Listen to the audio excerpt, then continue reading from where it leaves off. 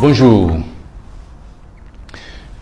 J'aimerais revenir sur un dossier à répétition, parce que vraiment il est important qu'en Côte d'Ivoire nous comprenions l'enjeu des élections de 2020. J'aimerais revenir là-dessus parce que là, cette semaine, vous avez vu, le président Ouattara a, malgré les complaintes, malgré les réprobations des populations ivoiriennes exprimées par ceux qui ne sont pas d'accord contre la commission électorale, malgré tout, il a nommé ces gens à la commission électorale. Sans surprise, sur 15 membres, il y en a 12 qui sont des hommes de Ouattara ou des alliés de Ouattara, ou en tout cas des gens qui y sont pour travailler dans l'intérêt de Ouattara. J'aimerais bien que chacun de nous comprenne que M. Ouattara sera candidat à la présidence de la République en 2020.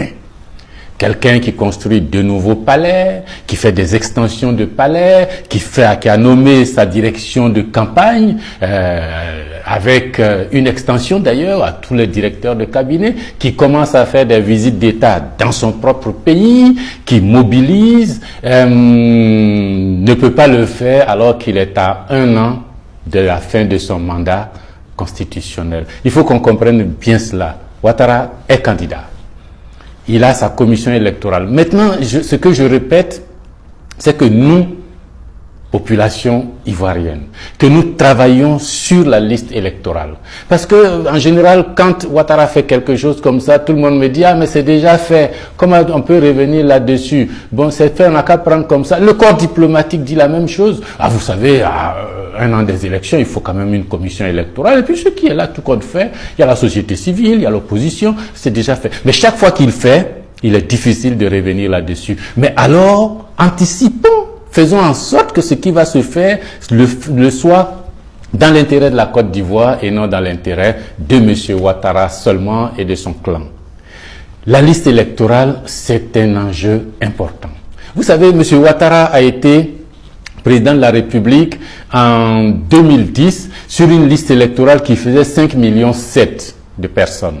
Sur les 5,7 millions, il y a 4,6 millions qui sont allés voter. Sur les 4,6 millions, Ouattara, Bédié, Soro, ils ont eu ensemble 2,4 millions environ. Et Bédié seul avait 1,1 million. Si vous enlevez le 1,1 million de M. Bédié des 2,4 millions de Ouattara, il reste pour M. Ouattara 1,3 million.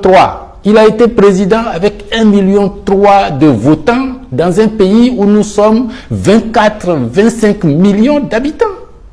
Ça, c'était 2010. En 2015, on fait un recensement électoral. La liste électorale prend 500 et quelques mille personnes. On arrive à 6,3 millions. Les votants, 3,1 millions. Donc, le nombre de votants a diminué par rapport à 2010. M. Ouattara, M. Bédié et Soro ensemble ont 2,6 millions. Ouattara est candidat unique en 2015. 2,6 millions. Si vous enlevez le 1,1 million de M. Bédié, Ouattara a été président avec 1,4 million. Vous vous rendez compte? En 2010, il est président avec 1,3 million. En 2015, il est président avec 1,4 million.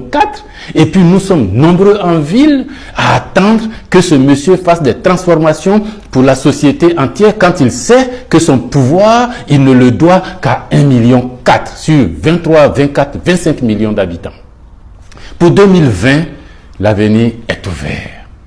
Moi, je suis à votre disposition, mais ce que je vous demande, ce que je nous demande, c'est de nous mobiliser maintenant pour être sur la liste électorale. Les gens qui vont avoir 20 ans maintenant, 19 ans maintenant, 18 ans maintenant vont tous voter, mais ils n'ont voté ni en 2010 ni en 2015. Eux, ceux-là, si on fait leur nombre aujourd'hui, ils sont plus de 4 millions d'habitants. Le recensement général de la population avait dit déjà en 2014 que les gens qui ont 18 ans et plus en Côte d'Ivoire sont 9 millions, un peu plus, 9 millions. Mais il n'y avait que 6 qui étaient sur la liste électorale. On s'en va en 2020, donc les 9 millions là ont augmenté. Si on enlève les morts, si on corrige des nouveaux qui entrent, notre liste électorale peut aller à 10, 11 millions de gens. Il n'y en a que 6 là-bas. S'il vous plaît, lèvons-nous dans les villages, les villes, les quartiers, les jeunes là, c'est à vous, c'est votre avenir qui se joue. Vous avez 18 ans, vous allez voter. Vous avez 20 ans, vous allez voter. Vous avez 19 ans, vous allez voter. Mais ne restez pas pour attendre que les autres le fassent à votre place. Est-ce que quand vous allez dans les maquis, dans les boîtes de nuit, dans les soirées dansantes, ce sont les autres qui choisissent votre musique, votre habillement? Mais c'est vous choisissez vous-même parce que ça vous plaît. Là, c'est votre pays, c'est votre école, c'est votre santé, c'est votre avenir, ce sont vos emplois, c'est l'investissement dans ce pays, c'est la réconciliation dans ce pays, c'est le progrès de ce pays. Mais si vous vous asseyez pour attendre un gouvernement en perte de vitesse, qui ne peut mobiliser qu'en profitant des funérailles de stars, qui ne peut mobiliser qu'en dégageant, fermant les écoles pour que les enfants, les administratifs aillent s'aligner pour applaudir, qui ne peut mobiliser qu'en nommant sa direction de campagne au gouvernement, qui ne peut mobiliser qu'en faisant toutes les manigances pour que le président Gbagbo reste encore là-bas à Bruxelles et ne rentre pas, qui ne peut mobiliser qu'en faisant des contorsions constitutionnelles qui vont amener quoi? Le parrainage, qui vont amener quoi? L'élection présidentielle à un seul tour. Comme ça, lui, avec ses 1,3 million, s'il est devant, et puis les autres là ont 1,8 million, bon, il est président quand même. Mais vous n'allez pas laisser faire ça. Nous sommes 25 millions dans ce pays. Les jeunes là, c'est votre avenir. Les vieux là, c'est l'avenir de vos enfants. Les problèmes fonciers, les problèmes d'école, les problèmes de santé, les problèmes de transport, les problèmes... Mais levez-vous! Le monsieur est venu dire qu'il veut faire un seul mandat. C'est vrai? On l'a aidé, d'autres l'ont aidé, il a fait un mandat. Il a dit qu'il va faire un deuxième mandat. D'autres l'ont aidé, il a fait un deuxième mandat. Mais là où on s'en va, là, vous ne voyez pas qu'après 2 mandats, il n'est même plus capable de mobiliser ses propres gens pour faire quelque chose. Il n'est même plus capable. Mais la communauté internationale doit le savoir. On ne peut plus être président de la République en Côte d'Ivoire avec 1,4 million de gens sur 25 millions d'habitants. Non. Vous devez dire non.